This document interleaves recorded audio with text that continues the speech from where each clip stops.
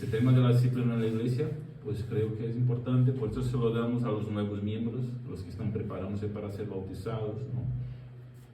Y como no lo hemos contemplado en la confesión de fe, pues he decidido traerlo aquí hoy por la tarde para profundizarnos un poquito en ello, ¿no? Y lo primero que quería preguntaros es, ¿qué entendéis sobre disciplina en la iglesia? Es decir, ¿qué es la disciplina en la iglesia? ¿Qué es la disciplina en la iglesia? Bueno, la disciplina la veo como el cumplimiento, por ejemplo, ¿no?, de lo que son las bases cristianas. Cuando alguien, vamos a decir, la oveja empieza a descarriarse un poquito, hay que traerla al redil. Y la disciplina es necesaria para poder traerla al redil. Es necesaria, o sea. Muy bien. En términos generales, yo diría que la disciplina en la iglesia es una parte del proceso del discipulado. Porque el discipulado, es decir, el trabajo de hacer discípulos, entonces ayudar a los demás a que sean discípulos fieles a Jesús, al paso que nosotros también buscamos ser discípulos. Entonces ese proceso de discipulado, pues parte de este proceso es disciplinar, instruir en ese sentido, formar, ¿no? Y ayudar cuando se desvía uno a volver al camino, pues de ser como Cristo, ¿no? Entonces, al igual que muchas áreas de la vida, el discipulado cristiano involucra tanto la instrucción como la corrección, la formación y la corrección, ¿verdad? Al igual, por ejemplo, que en la práctica del fútbol, o en las matemáticas, o en cualquier otra materia o disciplina tú que ahora estás estudiando. Formas al jugador, o estás formando el otro en matemáticas, luego le estás instruyendo, pero luego, si él no hace las cosas como tiene que hacer, se le corrige para que lo haga de la manera correcta. Entonces estás instruyendo al jugador a cómo, el técnico, ¿no? Le instruyes a cómo jugar bien y en qué posición quiere, y luego entonces le formas, pero claro, no va a hacer exactamente lo correcto 100%, el 100% de las veces. Entonces el técnico viene y le corrige. El maestro está enseñando matemáticas, está instruyendo a los alumnos. Algunos aprenderán más rápido, otros más lento, ¿no? Pero todos en algún momento necesitarán ser corregidos. Esto forma parte del proceso de aprendizaje, ¿no? Y de crecimiento, ¿no? Para que se pueda aprender algo. Entonces, aquí estamos hablando de lo mismo, ¿no? Para ser formado como discípulo y ir creciendo en ello, pues recibimos instrucción, pero también necesitamos corrección a lo largo del camino. Entonces, en pocas palabras, la disciplina en la iglesia es la formación en la verdad del Evangelio, y luego la corrección que se tiene que hacer a lo largo del camino, la corrección obviamente del pecado para que se vuelva a las verdades del Evangelio. Entonces, en el caso de la corrección, se empieza en lo privado y se termina cuando sea necesario con la eliminación de la membresía de la iglesia y de la participación en la mesa del Señor, cuando sea el caso en última instancia, ¿no? Entonces, generalmente en estos casos la persona es libre de asistir a las reuniones públicas, puede venir porque esto es público obviamente, pero la persona ya no es un miembro efectivo, oficial de la iglesia, hasta que se ajuste en aquel punto que tiene que ser ajustado, corregido, ¿no? Entonces, aquí ya estamos entrando en los tipos de disciplina. Es decir, ¿cuáles son los tipos de disciplina que hay en la iglesia? O que la iglesia administra. Pues lo he mencionado. La primera forma es la formativa. Cuando formamos a la persona, cuando instruimos a la persona, ¿no? Esto trabaja también como prevención, pero no me gusta la idea de prevención, me gusta más la idea de formación, de instrucción, de enseñanza. Es ayudar a los creyentes a buscar a la santidad y crecer en su fe. ¿Por qué predicamos cada domingo? Estamos instruyendo. ¿Por qué abrimos la palabra y enseñamos la palabra pues, en otros momentos? ¿Por qué hacemos esto aquí hoy? Para enseñar la verdad, para que nuestras vidas se ajusten a la verdad, ¿no? Es un tipo de disciplina también que recibimos de manera incluso directamente de Dios. Cuando tú lees la palabra en tu casa, tú estás siendo disciplinado en el sentido de que estás siendo formado por Dios por medio de su palabra, ¿no? Entonces, la idea es, pero hablando de lo que ministra la iglesia en sí, ¿no? Entonces, la iglesia ministra la disciplina formativa, pues, con todas las actividades que hace, que contribuyen de alguna manera con la vida espiritual de sus miembros, tales como la predicación, los estudios, el discipulado que se da a nivel personal, la consejería que se da, los estudios de la palabra en las células, los estudios de por la tarde. Todo esto son la oración, las relaciones de unos con los otros que van formando los consejos que se da, ¿no? A lo largo. Entonces, todo esto va formando al nuevo, al medio y al antiguo creyente, porque todos estamos en proceso todavía, algunos más allá, otros más acá, pero estamos en proceso de ir siendo formados a la medida de la estatura del varón perfecto de Cristo. Entonces, esa es la disciplina formativa. Es la prevención o preventiva, ¿por qué? Previene el pecado. Nos formamos para prevenir errores, ¿no? Pero no me gusta esto porque no es solo para prevenir, es para alcanzar la meta, ¿no? Entonces, no nos formamos para evitar errores, nos formamos porque queremos ser semejantes a Jesús. Obviamente en ese proceso pues evitamos los errores, ¿no? Pero entonces me gusta más la idea de formación. Estamos siendo formados y esto es una disciplina, ¿no? Volvemos al ejemplo diversos en los deportes, en las ciencias, etc.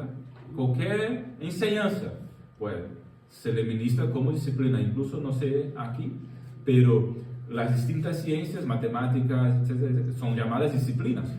Se llama así también, ¿verdad? Sí. Disciplina de matemática, disciplina de español, disciplina de ciencias. ¿Por qué? Porque se está disciplinando, se está formando, se está instruyendo. Ese es el primer tipo de disciplina que como iglesia ministramos. Las epístolas del Nuevo Testamento son consideradas pues ejemplo de disciplina formativa. ¿Qué estaba haciendo Pablo? Aparte de la iglesia de Corinto, que le corrige realmente, pero las cartas del Nuevo Testamento, las cartas de Pablo en su general, fueron escritas para edificar la iglesia y guiar su vida. Hay momentos de corrección, pero son sobre todo formativas. Yo creo que la carta más formativa es realmente la que hemos hablado hoy por la mañana, la carta a los romanos, porque Pablo nunca había estado en Roma. Pablo escribe la carta antes de ir a Roma, nunca había estado ahí, no conocía a los hermanos, solo había escuchado. Entonces, él escribe la carta precisamente para enseñar las doctrinas, los fundamentos del Evangelio.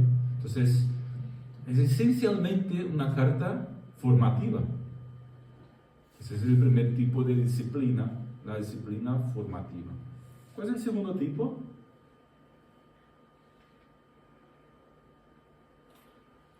La disciplina correctiva. Pues el nombre ya dice, ¿no? Y tiene la idea de corregir y restaurar a un miembro que haya pecado gravemente. Porque, bueno, pecadores todos somos y la verdad es que pecamos. Sea en mente, sea en sentimientos, sea en acción o incluso en omisión, ¿no? Y se nos gusta hablar de que no hay pecados y pecadillo. Pero la verdad es que hay pecados más graves que otros, sobre todo en relación a las consecuencias que se tienen de estos pecados y el testimonio que se da por medio de ellos a la sociedad, ¿no? Entonces, para Dios todo tipo de pecado nos separa de Dios, pero obviamente el mismo Señor dijo que hay pecados que son para muerte, hay pecados, el pecado contra el Espíritu Santo no se le perdona. Entonces, esta idea de por sí, de que no hay pecado, todos los pecados son iguales, es una idea que no vemos escrita en las Escrituras. Exactamente. Eso se intuye porque todo pecado nos separa de Dios, sea muy grande, sea muy pequeño. Dice Santiago en su carta que si uno se equivoca en una coma, una tilde, ya está pecando y por lo tanto ya está separado de Dios. Entonces sí, en este sentido es todo igual, pero no está diciendo exactamente que todos los pecados son iguales, porque obviamente Pablo trató a los corintios diversos tipos de pecado y a algunos trató de una manera y a otros trató de otra manera, es decir, en el sentido de que la solución para algunos era una cosa, la solución para otros era otra cosa. Y cuando se estaba pecando en la iglesia primitiva sobre no asistir a las viudas, la solución no fue disciplinar a nadie, es decir, excluir a nadie, sino arreglar la situación para manejar, levantar diáconos para manejar la situación, para evitar que el pecado siguiera. Entonces, por ahí vemos que todo tipo de pecado nos separa de Dios, pero todos los tipos de pecado no son iguales en el sentido de que no tienen las mismas consecuencias. Muchos pecaron en la iglesia primitiva, pero solamente Ananías y Zafira fueron fulminados. ¿Me entendés? Entonces, ¿cuál es el objetivo de la disciplina correctiva? Busca salvar al individuo, proteger a la iglesia de la propagación del pecado y preservar el testimonio de la iglesia ante el mundo y guiar a la persona de regreso a la comunión, obviamente. Entonces, algunos ejemplos de ofensa más graves, por así decirlo, ¿no? Inmoralidad, errores doctrinales que dividen a la congregación, un comportamiento desordenado y persistente, etc. Normalmente se sigue un proceso gradual de confrontación que incluye confrontación privada, personal, luego una confrontación en grupo con testigos, 2 o 3, y un paso final de confrontación eclesiástica si la persona no se arrepiente y no regresa al camino, ¿no? Eso lo vemos en Mateo 18, luego iremos a leer ese texto, ¿no? Pero antes me gustaría mencionar un tercer tipo de disciplina. ¿Cuál sería? Por la consecuencia de la correctiva, la exclusiva. No en el sentido de que uno tiene exclusividad, sino en el sentido de que uno es excluido. Es decir, se practica la exclusión de la persona de la membresía de la iglesia. Entonces, ahí lo que se practica es esto, pues excluir a un miembro que comete faltas graves y persistentes para preservar de esa manera la pureza del testimonio, tanto moral como doctrinario de la iglesia, ¿no? Entonces, ¿cómo funciona? La disciplina correctiva es aplicada. Si no funciona, al fin y al cabo, como último recurso, pues se tiene que excluir al miembro que está obstinado en su pecado. Vale. Lo tenemos hasta aquí, ¿no? Vamos poquito a poco. ¿Qué tipos de pecados requieren disciplina de la iglesia? En realidad debería tenerlos todos. ¿Qué tipos de pecados requieren disciplina de la iglesia? De este tipo correctivo o exclusivo. Cuando hay una doctrina que no es bíblica. Bien, eso es verdad. Yo pienso así también. Esa es primordial. ¿Qué corregir? Cuando se hiere las doctrinas fundamentales de las escrituras, pues hay que Disciplina. hay que disciplinar, corregir con amor, seguir los pasos, y si no se corrige, pues. ¿Qué tipos más de pecado requieren disciplina en la iglesia? Bueno, son pecados que directamente atañen al buen nombre, por ejemplo, de la iglesia, ¿no?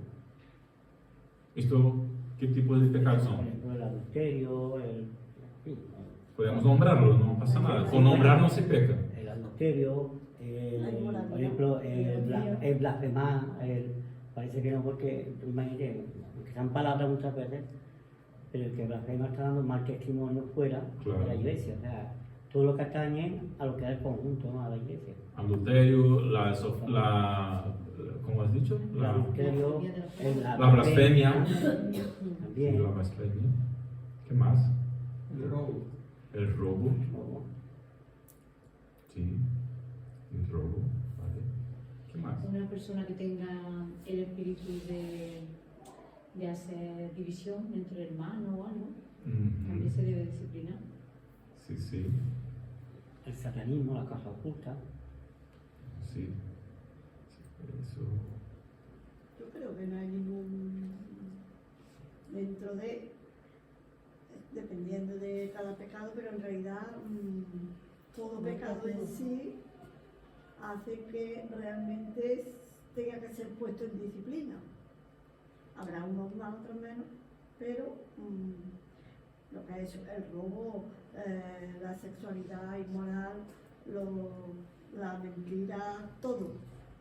Yo creo que toda... Pero lo que estábamos diciendo, ¿no? Si tú has pensado mal de alguien hoy en tu mente, o has dicho alguna cosa que no estaba bien, Disciplina. sobre alguna persona y te has equivocado, o has pensado, has dicho o simplemente te has airado por alguna situación y hombre, no es, has peleado, pero no es de ir a las manos con alguien, sino que has discutido de alguna manera, se quedó feo esto, pero Tienes que claro, arreglar a tu persona. ya te arreglaste con la persona y todo, pues sabes que no está bien. No vamos a llegar nosotros como iglesia y ponerte en disciplina, ¿me explico?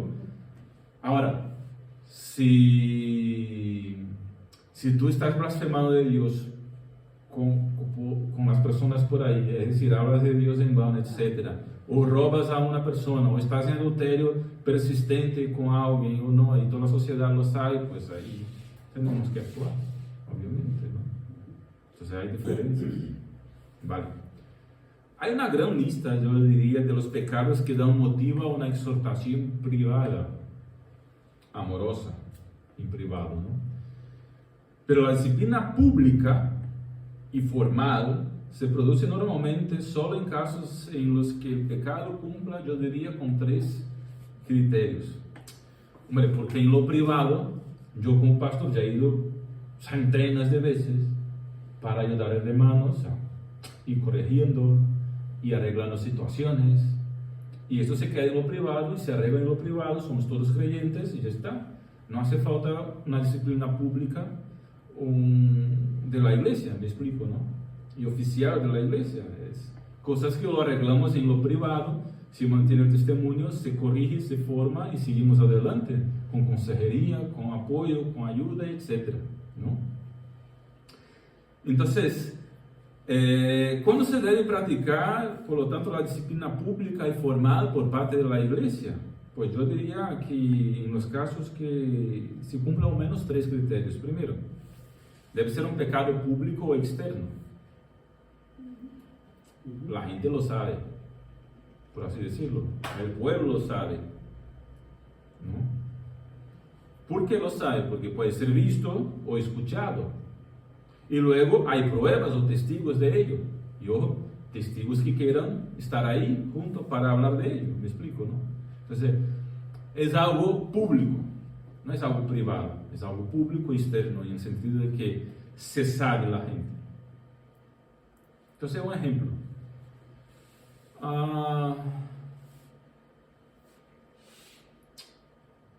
Una mujer, una esposa tuvo problemas y a lo mejor, pues, para no decir el hombre, que es siempre lo que se dice, ¿no? Es el pecado, no el pecado. Infelizmente, pero bueno, Una mujer se saltó la valla, diríamos, y ha hecho lo que no debía, pero luego, claro, esto fue un momento y se arrepintió, el marido lo supo y esto se quedó ahí, entre los dos, y nadie más lo sabe. O estaba en internet, ni llegó a la consumación de las cosas, sino que estaba en internet. Pero claro, se rompe la relación.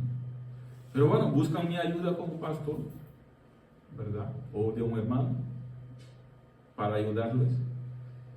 Está entre ellos, está entre nosotros, está en lo privado todavía. Entonces, ¿qué hacemos? Tratamos con ellos. Se han perdonado mutuamente, quieren reconciliarse, pues perfecto. Tratamos con ellos, mantenemos en lo privado, ¿verdad? Y trabajamos para la restauración de este matrimonio. Si están haciendo alguna cosa en la iglesia, algún tipo de ministerio, pues simplemente lo dejamos descansar un poquito para que recuperen, no quitamos de membresía, no decimos nada a nadie, simplemente necesitan un tiempo. Vamos trabajando con ellos la cuestión, cuando estén bien y recuperados, pues están de vuelta a la activa. Y esto se ha mantenido en lo privado y ya está. Gloria a Dios. Los hermanos han querido restauración, perdón y estupendo. Una familia restaurada. Ahora, si esto se hace público y todo el pueblo lo sabe, que no es una aquí otra vez, sino esto se ha mantenido así, tal y cual, esto ha ido a las redes, etcétera, etcétera, etcétera, pues claro, entonces la iglesia tiene que tener también una postura pública. Es decir, la persona, el miembro, el hermano, puede seguir viniendo y se le anima a seguir viniendo porque esto es público además, pero se le anima a seguir viniendo, pero el descansar ya es un descanso público. ¿Me explico, no? Mira, estás apartado, este hermano tal cual está apartado por eso y por eso y por eso. ¿Hasta cuánto tiempo? Pues hasta cuánto tiempo necesites. Esto depende mucho, no hay una regla. Entonces, ¿entendéis los conceptos diferentes de público y privado? Sí, ¿verdad? Entonces, una disciplina pública y formal, yo creo que tiene que tener ese primer criterio, ¿no? Debe ser un pecado público externo. Y luego, segundo, debe ser un pecado grave. Como he dicho, no creo que todos los pecados son iguales en el sentido de gravedad y de consecuencia. Por lo tanto, tiene que ser grave lo suficiente como para desacreditar la profesión de fe de la persona, o que de alguna manera esté causando mancha al testimonio de la iglesia en la sociedad. Normalmente, estos tipos de pecados graves son de dos órdenes, ¿no? Doctrinal o moral.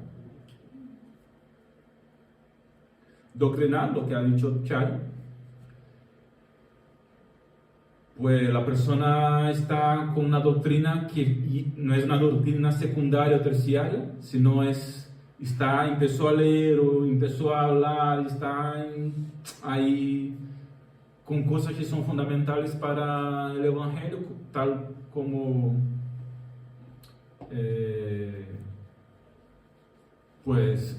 no creemos en la Trinidad, sino que el Espíritu Santo no es Dios, cosas por el estilo. O la persona está con algo secundario o terciario, pero que nosotros ya hemos dicho que no se enseña esto aquí. Por ejemplo, la persona puede creer en profecías cuanto quiera, pero yo se lo digo en cada estudio de preparación para la membresía y el bautismo, etc. Si tú vas a dar una profecía o si vas a hablar en lengua, pues no en el culto, porque el culto no es momento para eso. Tú en privado en tu casa. Entonces podemos aceptar una cosa aquí otra y luego lo corregimos, pero si la persona persiste, pues tenemos que persistir en la disciplina también. Y luego si empieza a dar profetada, como se dice, y no tiene base en las escrituras, pues ahí ya somos más serios todavía. Entonces, pecados de índole doctrinal. Hace unos años, José lo sabe, un muchacho de allí de Lucena empezó con ideas que, vamos, entonces no era miembro de la iglesia todavía, pero quería hacerlo. Entonces hemos llegado y hemos cortado por la raíz. No le gustó y se fue. Bueno, que se vaya. Nosotros buscamos mantener la santidad de la doctrina, de la palabra de Dios. Y luego, pues, de orden moral normalmente son sus pecados, ¿no? También los que ha mencionado José, por ejemplo, que hiere o mancha la imagen de la iglesia para la sociedad. No es que estamos pensando o viviendo a partir de lo que los otros piensan, pero tenemos un testimonio a preservar. Somos sal y luz en esta tierra y queremos seguir de esta manera.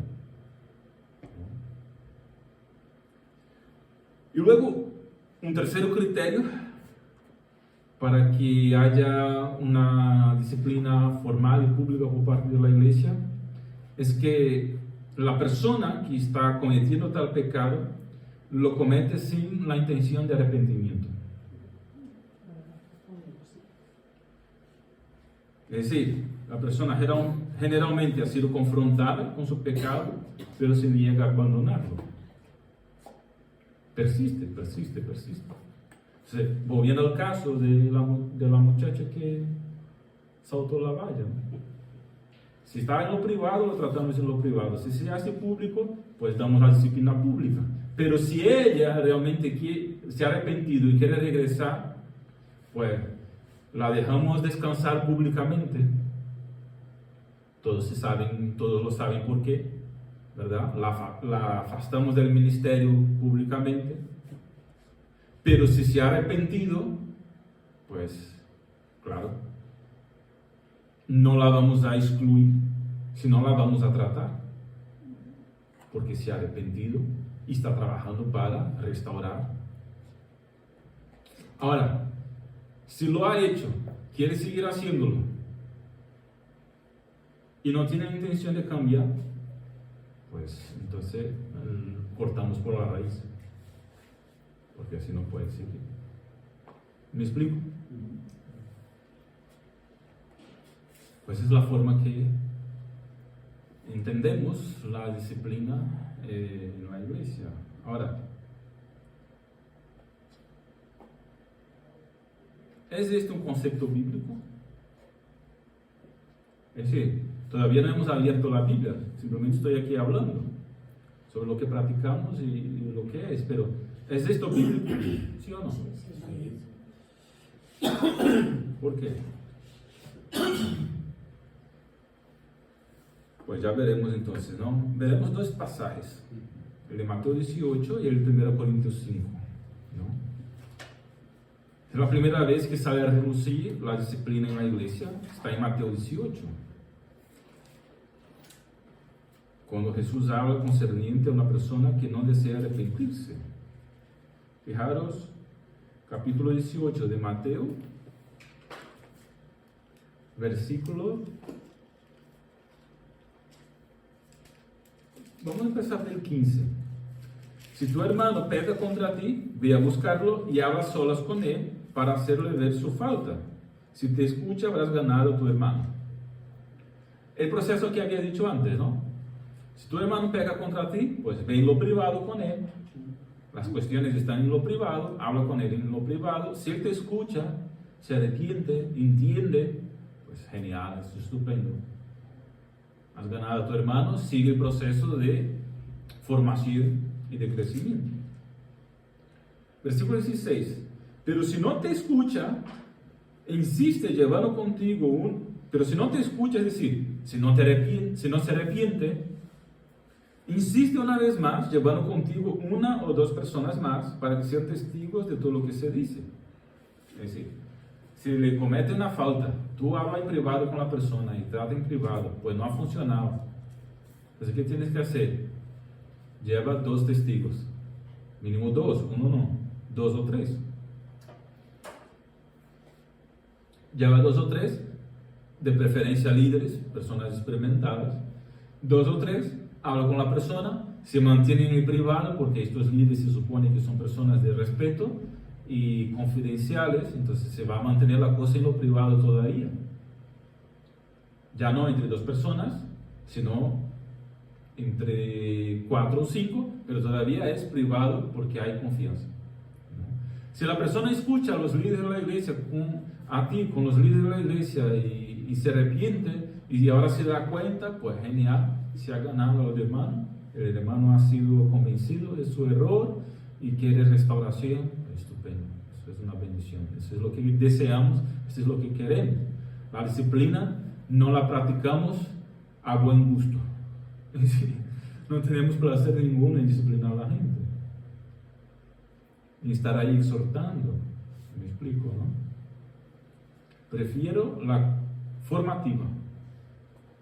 Tengo mucho más placer en formar a la gente que corregir. Esto te lo digo en primera mano porque hago los dos.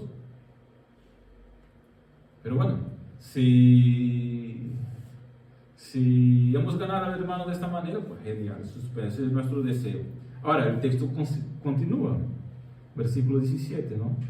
Si no los escucha a ellos, sí, a los ancianos, a los testigos, a los líderes, dilo a la iglesia. Y si no escucha a la iglesia, pues tenlo por gentil y recaudador de impuestos. Es decir, tenlo por no creyente. Porque gentil y recaudador de impuestos era la persona que no formaba parte del pueblo de Dios. Entonces, tenlo por excluye, apártalo. Llevar a la iglesia aquí sería llevar a la asamblea de la iglesia, que todos supieran, y si escucha a la asamblea de la iglesia, pues genial. Ahí se ganado el hermano. Ese es el proceso bíblico. Ahora, no sé si os dais cuenta que tenemos una dificultad aquí. ¿Cuál es? Exponer a la asamblea. El tema hoy día de la protección de datos y la exposición de las personas está demasiado, ¿sí o no? Entonces tenemos un problema aquí con esta cuestión. Y es que tenemos que tener mucho cuidado y sabiduría al llevar las cosas en público a la iglesia, a la asamblea de la iglesia, para evitar después. No, habladurías no. Habladuría tranquilo. La ley de Habladuría tranquilo. Eso da igual, que hablen lo que quieran. Lo que tenemos que tener sabiduría y cuidado al exponer las cosas a la iglesia es con denuncias posteriores por difamación y denigrir imagen, ¿verdad? Tiene derecho a privacidad. Entonces, estas cosas teníamos que tener muy bien clarificadas en los estatutos para que tuviéramos resguardados cuanto a la forma de disciplinar, lo que no tenemos todavía, de manera que tenemos que ser aún más cautos. ¿Por qué?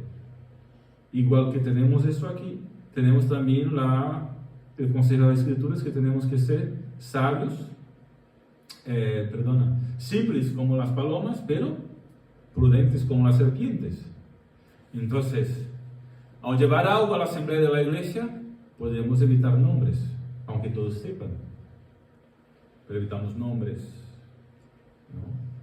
Y si se puede tratar a nivel de consejo, pues mejor, porque el consejo es la representación de la iglesia.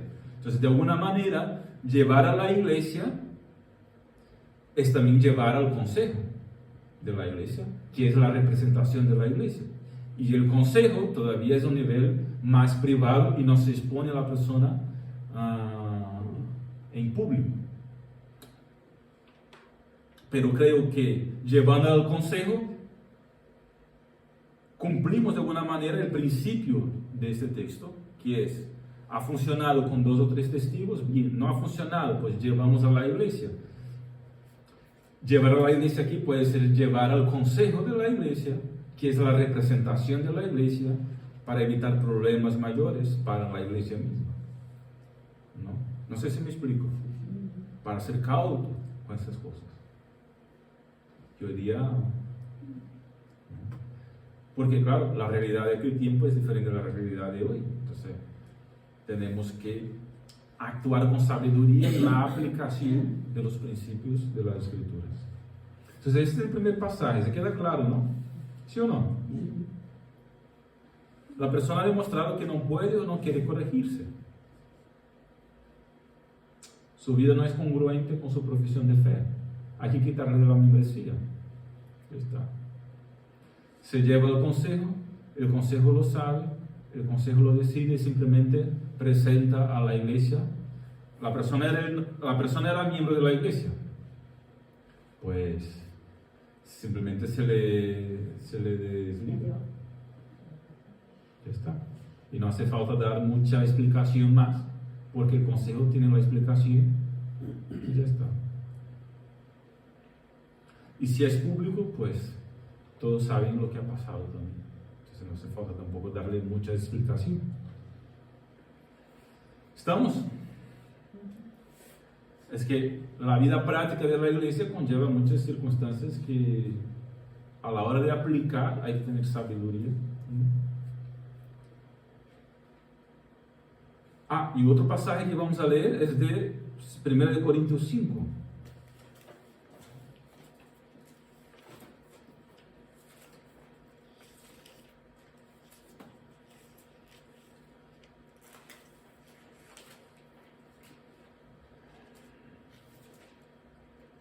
Ese es un pasaje aún más grave, ¿no? Más fuerte, diría yo. ¿Qué dice? Versículo 1. 1 de Corintios 5. Ahí se practica la disciplina exclusiva, ¿no? Se va hasta el último punto. Dice Pablo: es cierto que se oye que hay entre vosotros un caso de inmoralidad sexual. Y tal es el caso de inmoralidad que ni siquiera se nombra entre los gentiles. Pablo está diciendo, pues esto que hacéis, o esto que permitís que ocurra en medio de vosotros, ni los gentiles, ni los no creyentes lo hacen. Se trata de que uno de vosotros convive con la mujer de su padre.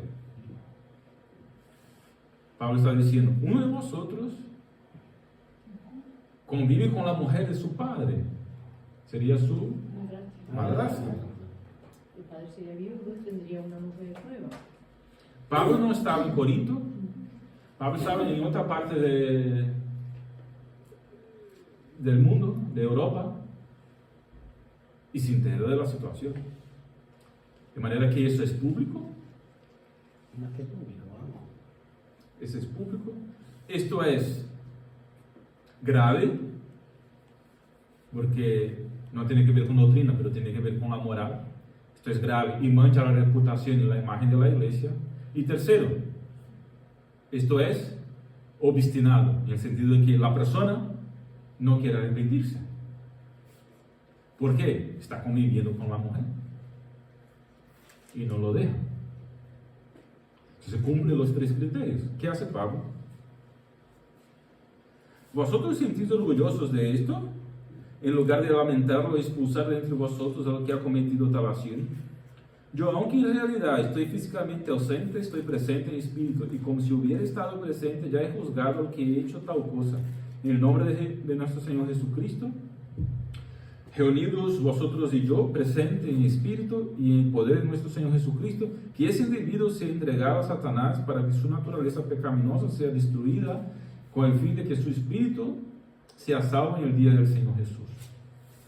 Muy bien. Entonces, ¿qué Pablo está diciendo aquí?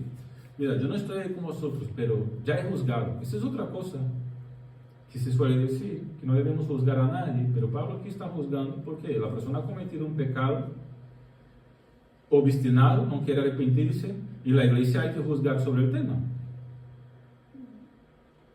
Y no estaba juzgando. Pablo juzga no porque solamente él como apóstol tenía la autoridad para hacerlo.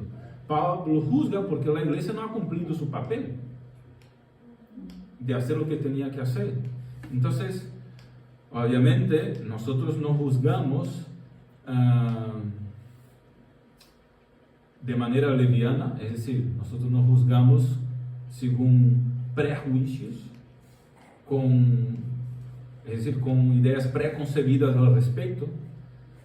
Pero si tenemos las pruebas, si todo se sabe, si está claro, pues tenemos que juzgar de acuerdo a las Escrituras lo que es cierto y lo que no es cierto, lo que es bueno y lo que es malo, y tomar providencias y acciones de acuerdo a lo que es bueno, según las Escrituras nos enseñan. ¿Estamos? Entonces eso es lo que hay. Pablo dice, hay que expulsar ese miembro de la iglesia. Expulsar aquí es desconectarlo. Es lo que dijo Jesús: tenlo por gentil y publicano. Ya no forma parte de la iglesia de Cristo, oficialmente hablando. Entonces, este pasaje nos ayuda a ver aquí el propósito de la disciplina. Os voy a mencionar 5 cosas. En primer lugar, la disciplina expone el pecado. Toda la gente sabía, pero ahora está claro, porque Pablo dice, esto está mal, y nosotros como iglesia no lo aceptamos. Esto es un marco de frontera. Si aceptamos cualquier tipo de gente con cualquier tipo de pecado, tal y cual, y no hacemos nada, esta iglesia lo acepta todo. Pero cuando ponemos un marco, exponemos el pecado y decimos, esto no lo toleramos. Eso no forma parte de lo que creemos y de la forma como queremos vivir. Entonces, en primer lugar, la disciplina expone el pecado y dice, esto está mal, esto no está bien, esto debe ser corregido. Eso es importante porque el pecado, así como el cáncer, le encanta ocultarse, y cuando lo exponemos, pues lo dejamos en claro lo que hay que hacer. Segundo lugar, la disciplina divierte. La iglesia no promulga el juicio de Dios a través de la disciplina, más bien escenifica el juicio, el gran juicio que está por venir. Entonces, cuando disciplinamos, advertimos a todo el mundo, a toda la gente, los miembros y no miembros, de que hay un juicio. La iglesia lo promueve aquí según las Escrituras, pero el gran juicio viene adelante. En el versículo 5 nos menciona, ¿no? A ver si será salvo en el día del Señor Jesús. Excluye a tal persona, a ver si esta persona cae en sí y puede ser salva en el día del juicio, cuando Jesús venga como gran juez para el juicio final. En tercer lugar, la disciplina salva, o tiene la intención de salvar. La iglesia ejerce la disciplina cuando ve a uno de sus miembros tomar el camino a la muerte, y ninguna de las advertencias lo detiene. Entonces la disciplina es el último recurso, sobre todo la disciplina de excluir, ¿no? Y luego las anteriores pues tienen la misma intención. ¿Qué dice el versículo 5? Al final, a ver si será salvo en el día del juicio. ¿Cuál es la intención de Pablo? Pues ojalá esta persona caiga en sí, se dé cuenta de lo que está haciendo por medio de la acción de la iglesia, disciplinarle de manera drástica de esta forma, y caiga en sí y se arrepienta de sus pecados y realmente se convierta a Cristo, a ver si su alma será salva, puede ser salva en el día del juicio. Entonces tiene la intención de salvar la disciplina de la iglesia. Cuarto, la disciplina de la iglesia protege. ¿Protege a quién? Protege a la iglesia y protege a la persona misma de seguir pecando como si nada, como si no importara, como si estuviera bien con Dios. Entonces, al igual que el cáncer se propaga de una célula a otra, de igual manera el pecado se propaga rápidamente de una persona a otra. Si no lo disciplinamos y no corregimos, pues da a entender, o damos a entender que nos da igual, que eso está ahí. No protegemos a la iglesia, no protegemos a la persona misma que está cometiendo de darse cuenta de que eso no está ahí. Y por último, en quinto lugar, vemos en este pasaje que la disciplina preserva el testimonio de la iglesia. ¿Cuál es la preocupación de Pablo? ¿Qué estás haciendo? ¿Por qué estás permitiendo que esto ocurra? Sois la iglesia. No estáis dando testimonio. Entonces, por extraño que parezca, la disciplina de la iglesia sirve a los no cristianos, ya que hace a la iglesia distinta y atractiva. Porque el que vea de afuera dirá, sí, puedo estar de acuerdo o no, pero aquella gente es seria y cumple con lo que dice. ¿Me explico? Vamos terminando. ¿Es la disciplina realmente amorosa? ¿Sí o no? Depende, ¿no? Sí. Depende, según qué No, sí, caso. es amorosa. Sí, es por amor. ¿Sí o no? Porque dice que el padre que disciplina a su hijo es porque lo ama. Si no sería un hijastro. Bastardo. Bastardo, hijastro, bastardo, sí. Bastardo, el hijastro puede querer, pero bastardo no. Sería bastardo. Exactamente. La disciplina de la iglesia se trata del amor en esencia. Si yo corrijo a mi hijo es porque le quiero, no es porque me entran ganas. Entonces la Biblia dice en Hebreos 12, versículo 6, que el Señor mismo disciplina a los que aman, a los que tiene por hijos. Obviamente como iglesia tenemos que tener mucho cuidado de demostrar este amor al hacer la disciplina. Así tenemos que tener cuidado de no ser demasiados fríos, demasiado no tajantes o contundentes, sino demasiado fríos y alejados, no tener simpatía o empatía para con la persona, a menos que obviamente la persona ya haya demostrado una que otra vez que es un imperdenido, ¿no? un obstinado, etc.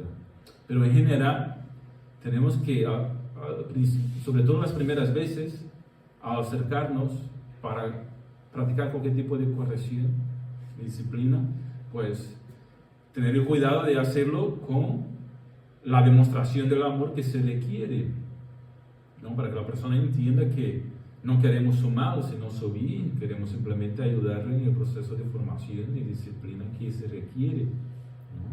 Entonces eso se nota mucho en la forma de hablar, en el momento que se habla, cómo se trata la cuestión, la empatía que se tiene, cómo se escucha a la persona, etc. Pero al fin de cuentas, lo que se tiene que hacer, se tiene que hacer. Y esto es amor, aunque sea duro.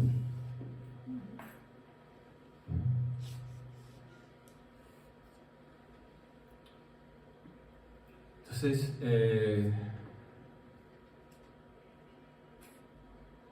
pues esto es lo que teníamos para hoy. Mira, ya lo hemos terminado. Exactamente. ¿Qué os ha parecido? Preguntas, dudas, comentarios. No oí bien lo del juicio, algo no. ¿Qué no escuchaste bien? Estoy apuntando, pero lo del juicio. ¿Juicio sobre qué? Algo dijiste del juicio en la antepenúltima tema, creo que en la antepenúltima hay el PowerPoint que pone la. Eso cuando digo que si se arrepiente la persona que está excluida por la iglesia, si llega a arrepentirse de verdad de corazón y dejar ese pecado que tiene, pues puede venir a la iglesia de nuevo, arrepentido. Pero que se tiene que ver el cambio.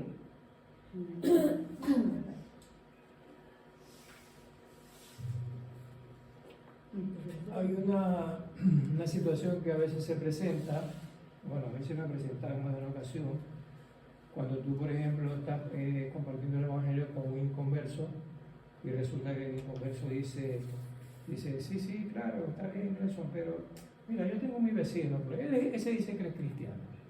Y ahora dice que es cristiano, pero yo escucho que le habla mal a la mujer, que trata mal esto y lo otro. Y no es el único que dice eso. Te encuentras con otro y te dice lo mismo del mismo hermano, 3 o 4 veces lo mismo. ¿Cómo sustentamos la disciplina a ese hermano que está viviendo desordenadamente en su vida privada particular sobre la base de un testimonio de un inconverso? ¿Se puede disciplinar o hay que esperar que un creyente mismo sea testigo de que ese hermano está obrando mal? ¿Qué os parece? Desde un instante ¿Se puede hacer algo ahí? que le están hablando de ese hermano, debes de ir, primeramente, debes de ir en busca del pastor, darle cuenta de lo que se está oyendo sobre ese hermano y constatar que realmente sea verdad o mentira. Sí, porque la gente Porque del muchas pueblo veces la gente nos calumnia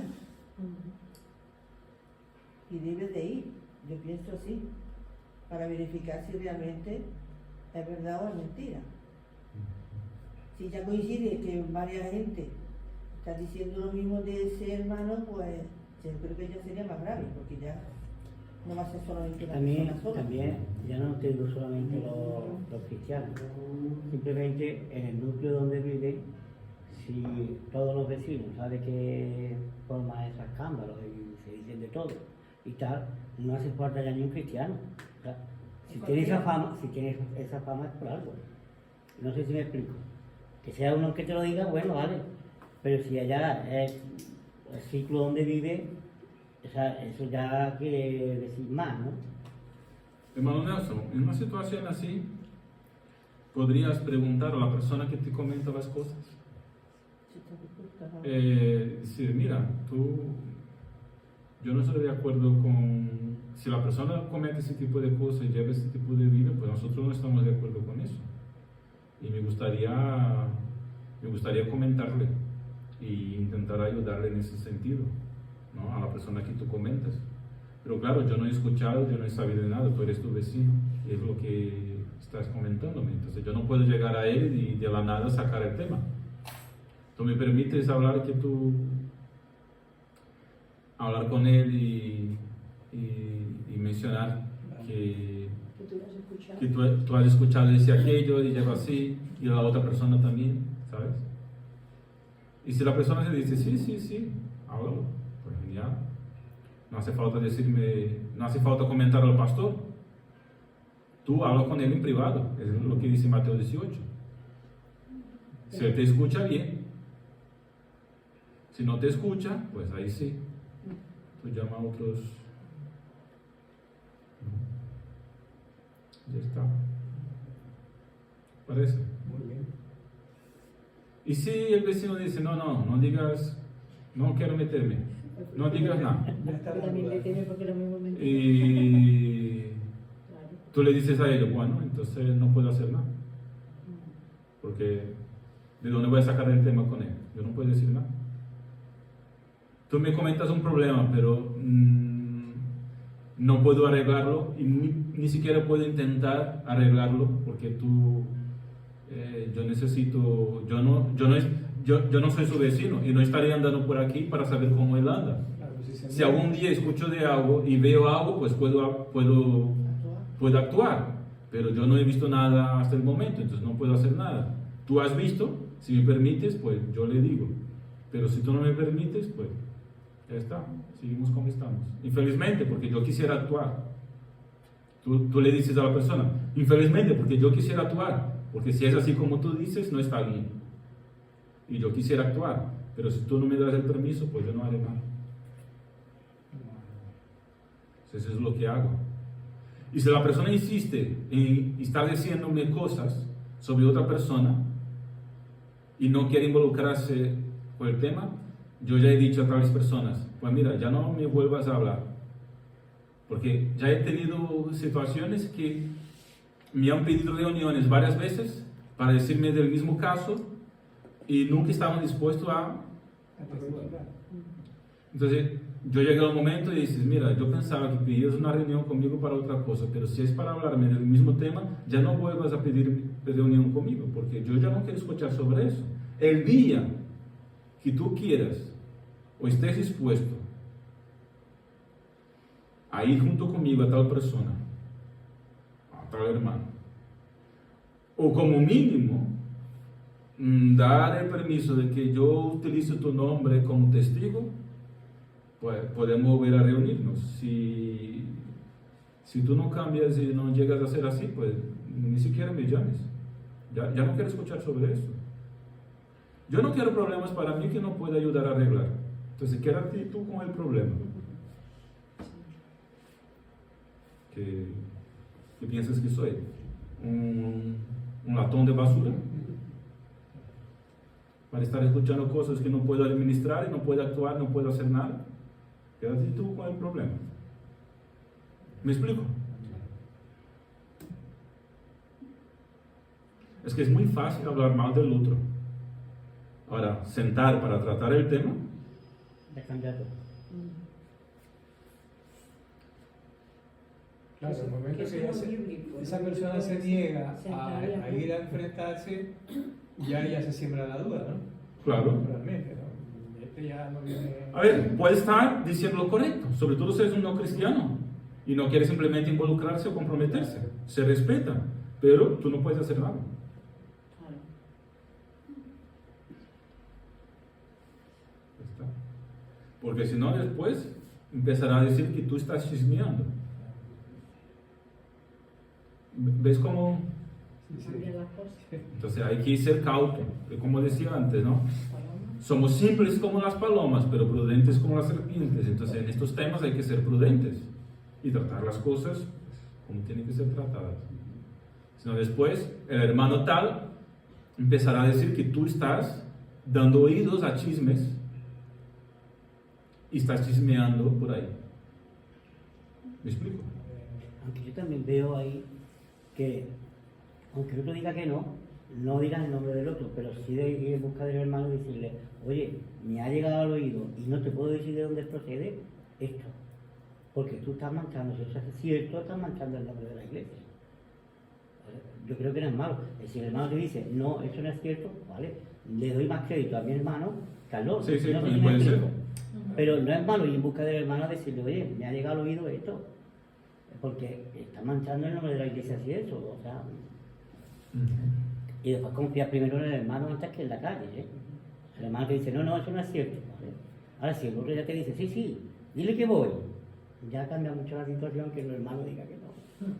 Es que es muy fácil manchar la reputación y muy difícil demostrar que Sí. no es cierto. Sí, pero lo que dijo José también puede ser hecho. Porque si es verdad que está Ahora, poniendo un escándalo... decirle a la persona, no a otro, a terceros. No, no, Si directo. tú has escuchado a la persona, sobre la tal persona, pues ve entonces a él directamente y queda entre tú y él. Ya está. Sin dar más vueltas. También se puede hacer. También se acostumbra a decir, hay que dejar a Dios, no quiero hablar, mejor evitamos más los Sí, problemas. eso es esquivarse El de... problema. Pero también hay que dar cuenta también de lo que hagamos o no hagamos. Eso es la- como dicen Ese es- en términos taurinos, Hay que el hay que capotazo. hablar. Pero lo que decía, pero lo que decía un el buen pastor, torero. la disciplina es como amor a tu hermano, Claro. para que vuelva al camino, que es que se está desviando, sea lo que sea. O sea, es por amor. Sí, como Dejar para Dios, yo diría, pues Dios ha dejado a la iglesia en la tierra para ser juez y para ser su representante. Entonces, nosotros somos los representantes de Dios en la tierra, la iglesia. No yo personalmente, la iglesia. Y cuando dice lo que hay en el cielo, o sea, la tierra sí que está en el cielo. O sea, Claro.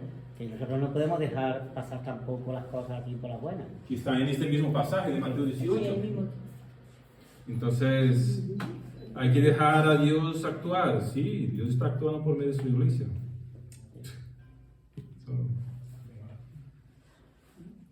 Y los líderes que están en la iglesia, pues los ha encomendado el Señor por sus dones y por su soberanía, no porque seamos cualquier cosa. Que igual estoy hoy, mañana puede ser otro, que es lo mismo. Si es una persona de Dios, pues tiene que tener el crédito para eso. Ya está.